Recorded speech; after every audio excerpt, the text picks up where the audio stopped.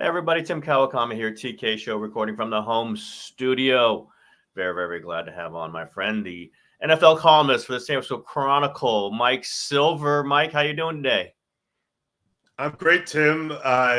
Very, very nice to be talking to you in April. It's a nice month. A little calmer, a little more things to think about.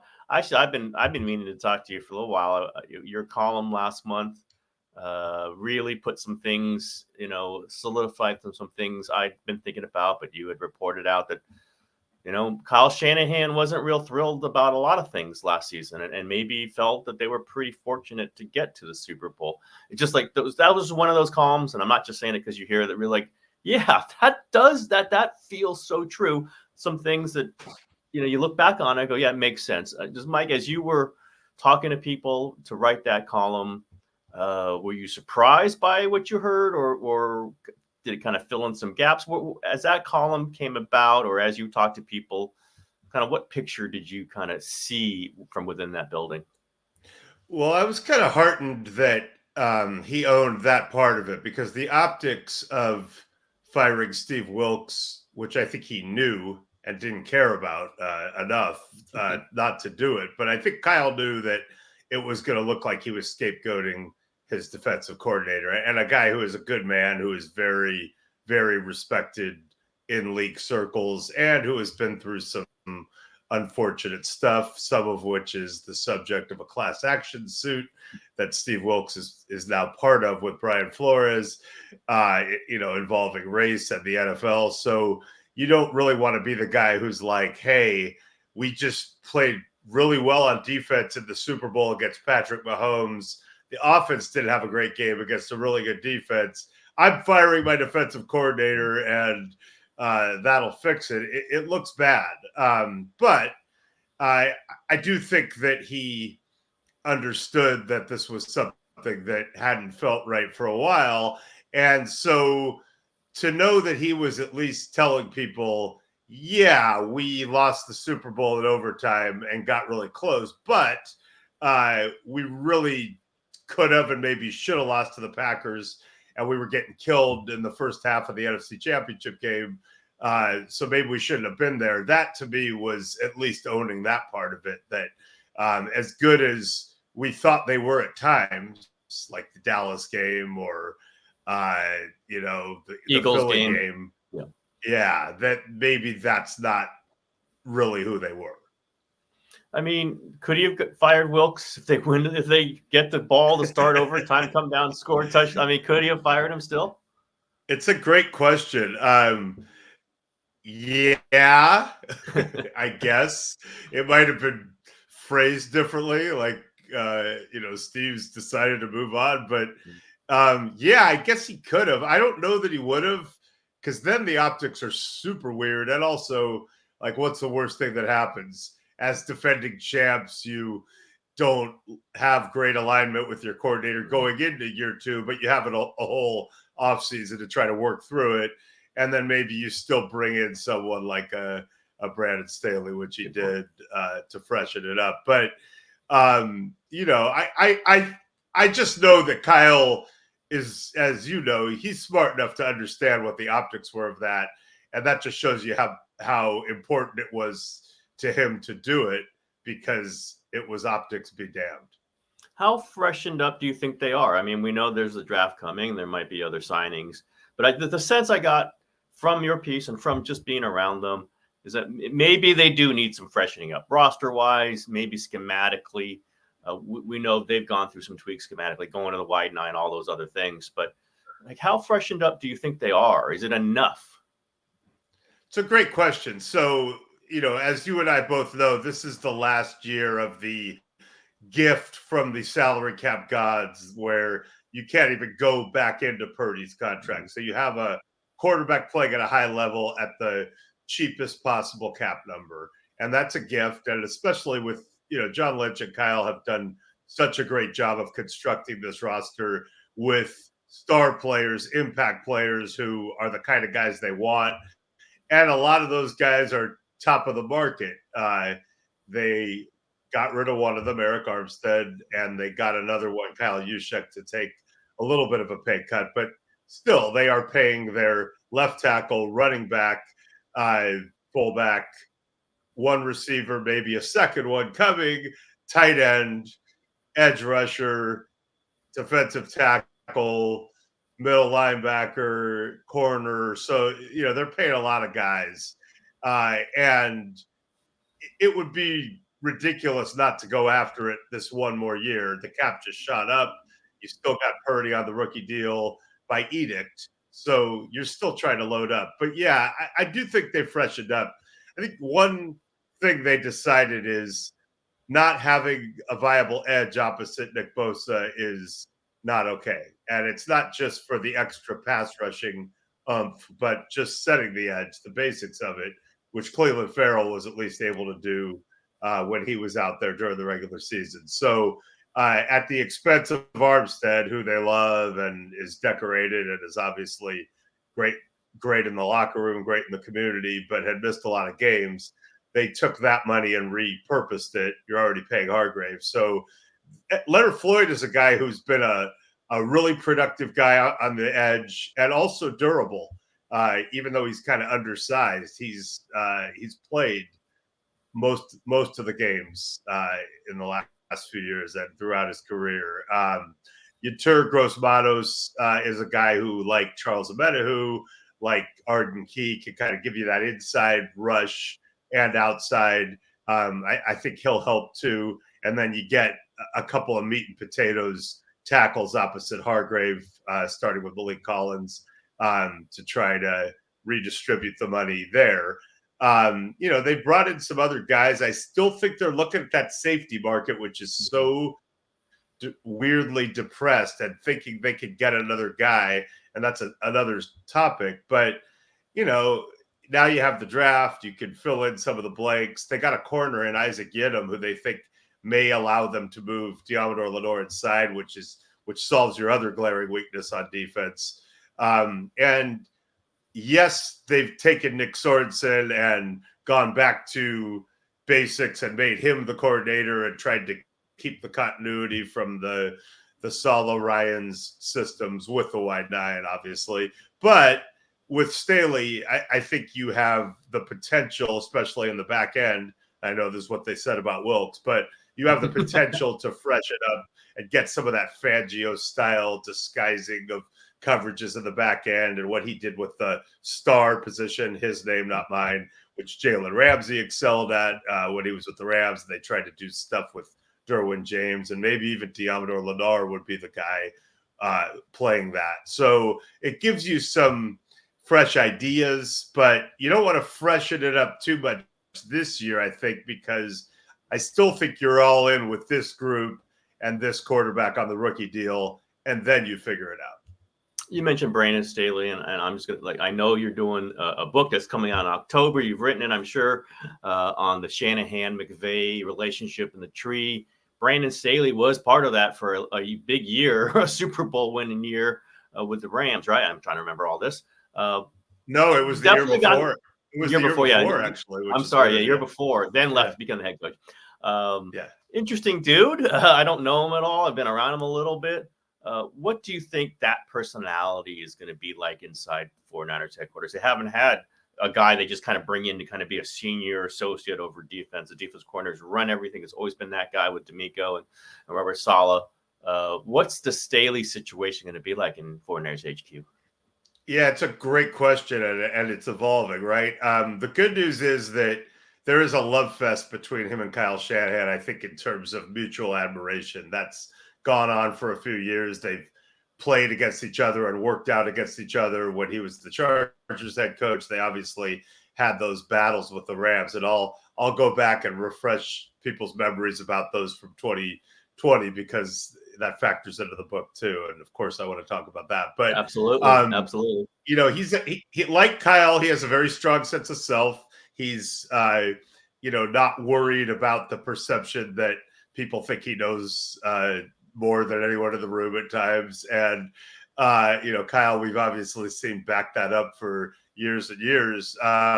Staley, there's this weird outside national perception to me that he is, this buffoon, and first of all, the Chargers didn't lose games like, your Ray Hadley Giants or pick your coach who was an abject failure. They almost made the playoffs that first year. They made the playoffs the second year and, of course, blew the 27-0 lead into the Jags. And then they didn't do as well last year, but I think he was a 500 coach.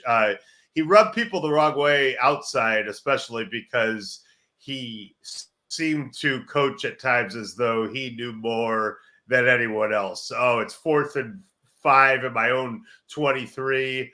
You know what? I'm going for it with Justin Herbert. It didn't work.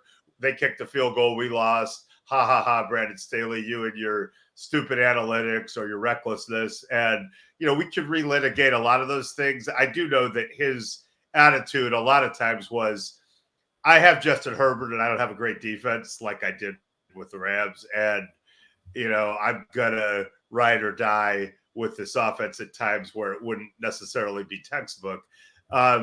So, it takes a lot of audacity to, within 5 years, go from being a defensive coordinator at a Division III school, John Carroll, to an NFL head coach. I don't care who you are. Like, you have to have a strong sense of self and be good to the point where people go, wow. And so what happened was he got on with Fangio in Chicago and then Denver.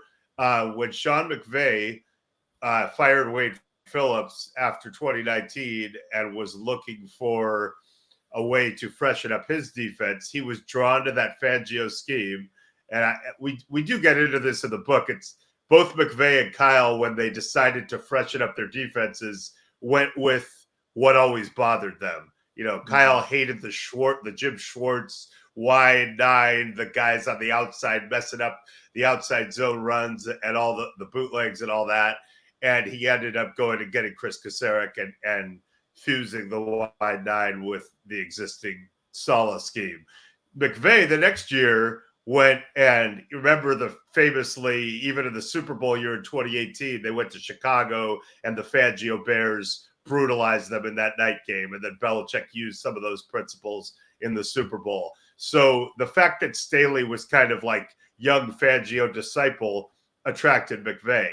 Now, what he did as a defensive coordinator in 2020 is kind of crazy. The only thing I would liken it to is the Harbaugh 2011 lockout year, complete culture change with the Niners. He installed an entirely new defense over Zoom because of the COVID restrictions. He didn't get around his new players till August, and that defense was the number 1 defense in the league. And so you'll remember in 2020, it was a rough year for the Niners, and the Niners did beat the Rams twice in 2020 when the Rams were en route to a division championship or at least a playoff berth. They actually lost the division of the Seahawks, but then beat them in the playoffs. But the Rams were a playoff team. The 49ers were also Rams, but they beat them twice. It got McVay disgusted with Jared Goff and led to the trade after the season where he brought in Stafford, et cetera, et cetera. But Staley really frustrated Mike McDaniel and Shanahan in those games. The second one was a close game where Goff had some turnovers and they won at the end on a Robbie Gould field goal. So this mutual admiration thing's been going for a while. Kyle reveres Fangio and that scheme. And if there is a way to fuse it schematically, those guys are smart enough to figure it out. How will it work personality-wise with 2 smartest guys in the room? That remains to be seen. I'm fascinated. I feel like it'll be fine, but when you're winning, all that stuff goes well, and when you lose a couple, everything is worse. So we'll see. You got a name for the book yet, Mike? Yeah, I do. It's kind of a title that I didn't think we'd end up with, but I'm going with it and I'm selling it. It's called The Why is Everything. It's a story of football, rivalry, and revolution. You can actually pre-order it now on Amazon at Norton's website. It's published by Norton, and I'll be starting to promote it in earnest in May, and then as it leads up into October, I will be absolutely shamelessly try to promote it. I think people really like it, and certainly people who follow the 49ers and Kyle Shanahan and this group will learn a lot. You know, a lot of Mike McDaniel in there, Matt LaFleur, obviously Mike LaFleur, his brother, who was with Kyle in San Francisco. You get a lot of Saleh, a lot of Staley, and a lot of Raheem Morris, who is now the fifth head coach. It's McVay, Shanahan, LaFleur, McDaniel, and now Raheem Morris, who were all on that Washington staff under Mike Shanahan in the early 2010s. But Raheem Morris is an incredible story. He and Kyle Shanahan are besties dating back to their days in Tampa when they were both low-level assistants. They're literally best friends, and yet, the times when they could have worked together in San Francisco haven't aligned. They were together in Atlanta, and Kyle actually switched Morris to offense, which is, part of the story. But now he is, after working with Sean McVay and helping him win a Super Bowl, he is now the head coach of the Atlanta Falcons, back with Kirk Cousins. And he and Kyle continue their love fest / rivalry, which is pretty much how this book goes for all of them. Yeah, I was going to ask you one more question. I'm sure you don't mind one more question about the book, but these guys are so fascinating and they're so important in the league right now. Like I've always, Kyle's kind of like the alpha. That's not shocking. Like he's the originator. He was the lead dog on the young staff in Washington. Who's the number two? Like who's the other guy at the top? Is it McVay? Has it always been McVay? And who's like kind of the closest to the Kyle Shanahan feel of that group? Are they competing for that, or what's that whole kind of underneath Kyle? Yeah, no, they're absolutely competing, and certainly the McVay-Kyle thing is the central rivalry. Obviously, LaFleur, it's gotten messy with Kyle. McDaniel, it's gotten messy at times, and we get into all that. Morris, Raheem Morris, who's so close to Kyle Shanahan, but then aligned with McVay, and on and on and on. But no, the McVay-Kyle thing is fascinating. Going back to the legacies of their families, John McVay, the general manager of the Niners during the Walsh glory years, understated impact. And then Mike Shanahan, obviously, coming to the Niners 92, 93, 94, freshening up that Walsh offense and then going to Denver and doing his thing. So we get into all of that. But, Shanahan, McVay, very different in one sense.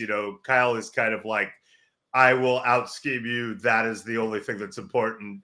I will find a way to, through traditional coaching means, just eviscerate you. McVay is more of a TED Talk at times, who feels that by bringing out, through leadership qualities, people's motivational best and, getting into that whole side of it, scheme's important, but that's more important. And they kind of, have had this very different way of doing it as they've been cast as rivals for traditional rivals. And then they've kind of started to each be more like the other in weird ways as time has gone on. But yeah, McVay got to the Super Bowl first a year before him, won the Super Bowl first, beating Shanahan in that championship game. Meanwhile, Kyle owned him in the regular season, 9 consecutive regular season wins, but that one that really mattered with the Jaquiski Tart dropped interception.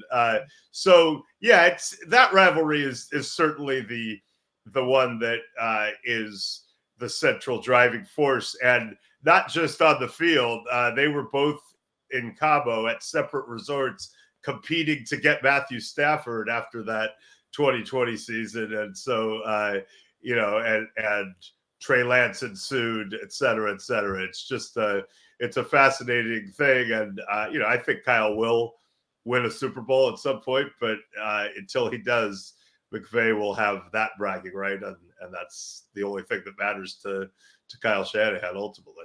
Yeah, we know that Kyle's not a guy who's obsessed with what people are saying about him. He's not going through Twitter and other social media, unlike maybe some other people. But I'm sure this, he does get a little sensitive when you ask him about losing big games. And as I often say, is you got to get to the big game, right? You don't want the guy who doesn't get to the big game and then just kill the guy who loses to a Hall of Fame all-time quarterback and all-time coach. And yet he's going to have to win one of these. I know he feels that. What's the pressure like, you think, internally? It's pressure from Jed York, or pressure just like even, Shanahan on himself to you can't just keep banging your head against this wall. I mean, I know you can't just say, oh, let's just go win one now, because you're always going to try. You do have Patrick Mahomes in your way now twice. What's the feeling like about that just not being able to get over that last threshold within the 49ers and just within Kyle Shanahan's career? Well, I think it's really heartening how Jed York has approached this regime, and I'm curious what your thoughts are on it too, because you've been all over it, from the time they were brought in. But from my perception and talking to people, Jed obviously had the one and dones with Tom Sula and Chip in the wake of Harbaugh. He really wanted to get off that cycle and get it right. I thought he played that coaching search really well, where he kind of let the dominoes fall. He loved McVay, but the Rams came in and swooped him up. He really liked Anthony Lynn, but the Chargers swooped him up. He was comfortable with Josh McDaniels, who ultimately pulled out, and 49er fans should all get down on their knees and give thanks, I think. And he just he knew that he'd get somebody, and he let the game come to him. He got Kyle, who obviously had been a record-setting coordinator that season in Atlanta. He was open to the outside-the-box idea of John Lynch, and neophyte coming in as the GM with Kyle, which evolved, during those playoffs. And then he's, I think he's been aligned and supportive. And I really worried after 2018 because I've been doing this book for a few years, but I've known Kyle since he's 15, and I've really focused on his career a lot and been really proud of some of the things he's done, even as he was being stigmatized for other things. But I just thought schematically he had been so ahead of things for so long. And, I was just really excited by what he could do as a head coach. And yet, the cupboard was bare the first year and didn't go great. They had that Garoppolo bump, which ultimately led them to, overcommit or get overzealous. And then 2018 started so miserably, and Garoppolo got hurt.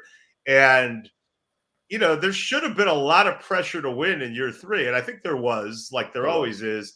But I never felt like Jed was in, man, if he gets off to a bad start, I'm firing this guy mode. And I don't think Kyle felt that either. And because I think he felt enough support that way, he was able to kind of wade through it and say, okay, Jimmy's not perfect, but I'm going to start with Jimmy. And if it goes bad, I'm prepared to go to Nick Mullins. And you know what? We've got Bosa now, and we've got the wide 9, and the defense is going to look different. And let's just see how it goes. And so how it went was kind of choppy Jimmy performance in Tampa, but they were 10-0, right? And, all of a sudden it was like, yeah, no, he's not getting fired. They're Super Bowl contenders. So I would say they seem really aligned to me, Jed, John, and Kyle, for owner, GM, coach, let alone first-time GM, first-time coach, and reasonably young owner. And I would say Kyle, like his dad, believes, second place doesn't really mean anything. As you said, you got to be good enough to take your swings and have a chance. But I think he only cares about winning it all, which is a Mike Shanahanism, which is an Eddie DeBartoloism, which Jed York, I do believe, inherited from Eddie. I don't think Jed is happy just, hey, we're good every year and we're selling tickets and, we're one of the best franchises in sports and we've restored. He is obsessed with winning, and he was obsessed with it probably more than anyone ever, before him. And Kyle thinks that way too. So I do think in all of that, there's a really nice alignment. And look, if they're 2-6 next year or 2-8, it always gets bad. It always gets weird. But I think it's as good as it could be. And I don't think Kyle's facing a lot of pressure now, like from Jed. Oh my God, you haven't won one. I think they equally feel driven to figure out a way to get it. Yeah, I agree. I mean, I just think, first of all, you're right. He mentioned the Tom Sula, Chip Kelly whole interlude, and he does not want that to happen, the Trent Baalke situation. And he's also like, I think Kyle and John and Lynch is a huge part of this, a huge part of kind of being the buffer with Kyle and everybody, but the ownership is the most important relationship, is that bringing Jed into the conversation. Here's what we're thinking of doing, and not like, I don't think you have to be patronizing to him, but like, just here's what we're thinking. And I think Jed has bought it. Like, yes, this makes sense. Let's go get Christian McCaffrey if we can get, let's do, and they don't have to have him like approve every little thing they do, but I think he feels like this is a group that is smart, is thinking through things, and he doesn't see any. And I think he has felt that way with Jim Harbaugh. And listen, where I stand on the Jim Harbaugh, Trent Baalke, Jed York thing, but I think he felt disassociated by that. I think John Lynch is very good, right? He's an inclusive guy, and is making sure that ownership feels a part of this. They're in this together. You're right. Any 2-6, any 3-game losing streak, all those things put everything in jeopardy. But who's he going to get who's better, which is obviously the first question. There's like, you can't even imagine who that would be. Andy Reid, probably not available. And secondly, like, yeah, this is a good thing. Like, this is not a terrible, relationship between people in that building. It could change. I will say, if John Lynch ever leaves, and I think maybe they're past that moment where he was ready to leave, where he was ready, almost, Jed and Kyle both thought he was going to take the Amazon job, and in many ways, it's still, I can't believe he didn't take that Amazon job. Yeah, but it sounded pretty good money-wise. $16 million a year. I think I would have taken that one. To talk about football. Yes, I think John is past that. Again, doesn't mean there won't be something else out there in the future, but I think he's committed to winning a Super Bowl. Like, he talks about the emotions of that. And as long as John there, and it's not like Kyle's a crazy man, but Kyle kind of does need somebody in there. I see this continuing. I just feel there's an internal pressure. Obviously, like it just at some point Kyle might not show up. After they lose another Super Bowl, it's like as he said, he just might not be living anymore. He said it. This is me paraphrasing Kyle himself. It's not me exactly. It's just he said, like, am I even going to be alive the next day if I lose a Super Bowl? But I do agree with that sensibility. We've talked a ton. I got to end this. Everyone is crazily, worried or thinking about Brandon Aiyuk's future with the 49ers. Mike, from the people you talk to, from what you know about the situation, where's his headed? I was just looking up. Deebo Samuel's trade request came about this time last year, right around here. So if we're going to get 2 years ago, 2 years ago, before his deal, and I think we both would agree that was a little edgier than what has happened so far with Aiyuk. Probably so far at any point will happen with Aiyuk. Where do you think Aiyuk and the 49ers are right now? Okay, so that's such a great question, and I can't give a short answer. And let's work this out together, because these are the forces at play and that are being talked about, right? So first of all, we mentioned how they pay so many people. This year you could say, fine, we're paying 2 receivers and a tight end and a running back top of market, but you're not doing that once you pay Purdy. It's just you can't pay all those people. Then you go, okay, neither of these receivers is a true one, right? It's not Justin Jefferson. It's not some big dude on the outside, Julio Jones, who could just go out and beast people. Aiyuk is closer to that. Deebo is a novelty piece that in your system is so integral and that you've gotten so much out of, but he's really not even a classic number 2 receiver.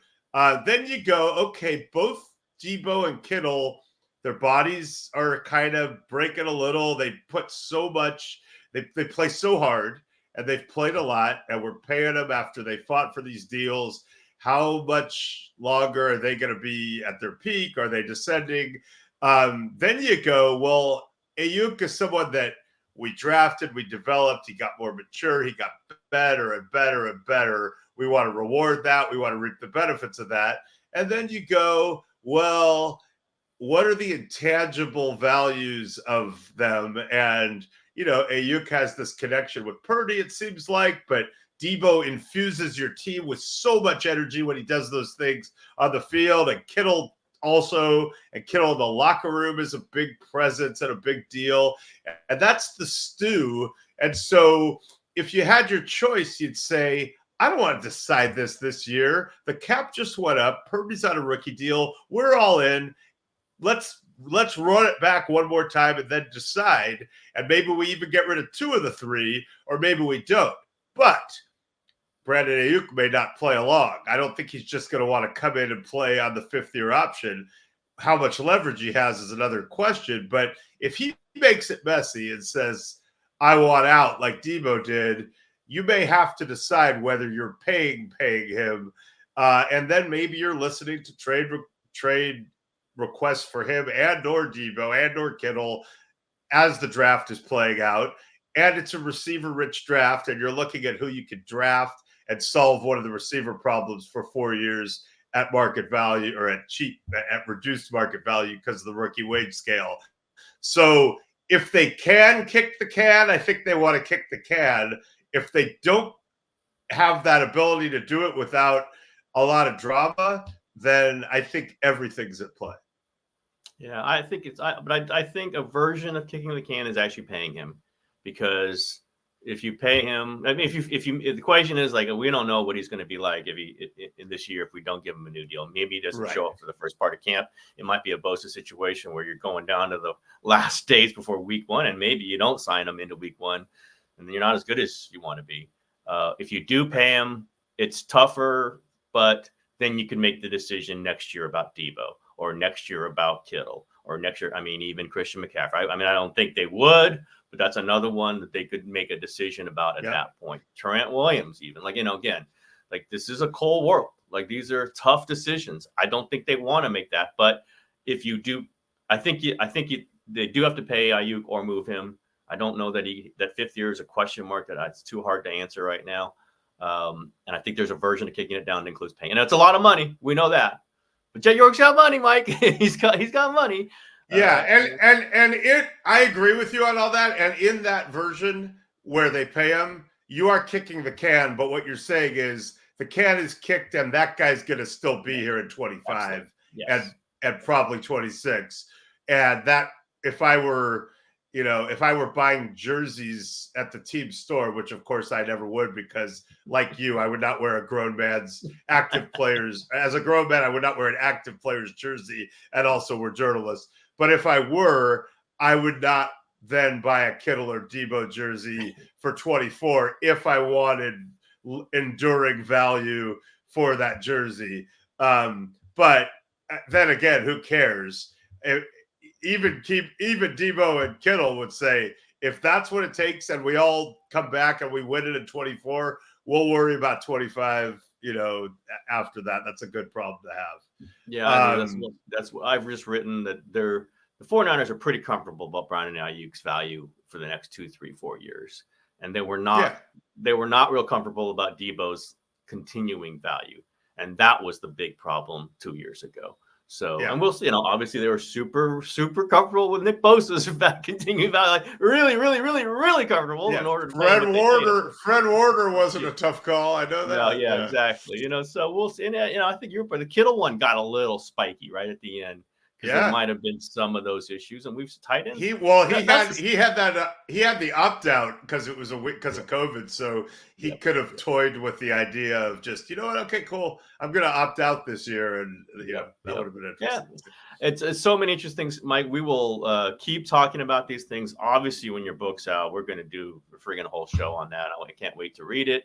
Fascinating characters, but I don't want to keep you forever right now. This has been great. I will end this with a version of a question I asked everybody and have asked you before. Mike Silver, what's your favorite movie? First of all, I want to know what Kerr said when you asked him, if you asked him movie, because I don't think I've done movie. I've done lots of TV shows and books. He's books. Yeah, I want to see if it's, I think I have it back here. Hold on. Excuse me for the, nice video shot there. Yeah, I know. Let's excise that.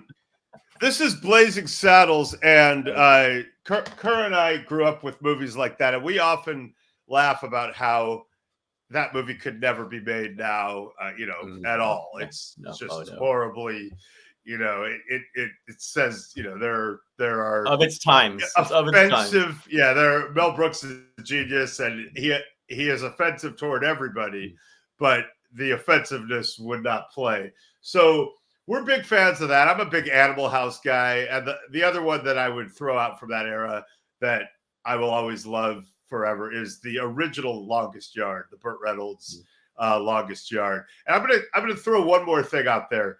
I would submit, and I've done this publicly before, and people don't like it. I would submit that Forrest Gump is one of the worst movies in the history of cinema, and I will fight you metaphorically. Anyone out there who disagrees, and it seems like everyone pretty much disagrees. When you brought it up, I go, he's not going to name Gump as his favorite movie. I was pretty sure about that one. I wasn't sure where you're going to go with it. The only good part of Forrest Gump, the movie, was when Jenny died. That actually brought me a lot of, spoiler alert, that brought me a lot of pleasure. But other than that, it was a miserable experience. I wouldn't say the person who says Blazing Saddles, and I think Kerr has mentioned Blazing Saddles now that I think about it. Blazing Saddles would not be the person who mentions Forrest Gump as in the top movies, I would say. I think don't have the extreme level of Forrest Gump feelings that you have, but I do know that I have no desire to ever watch it again. I watched it when it was out. Okay. You know what? That's beautiful. I'll take that as that's OW. We'll take it. I couldn't go on the Bill Simmons rewatchables for Forrest Gump. I'll put it that way. Not that I would be invited, but that's okay.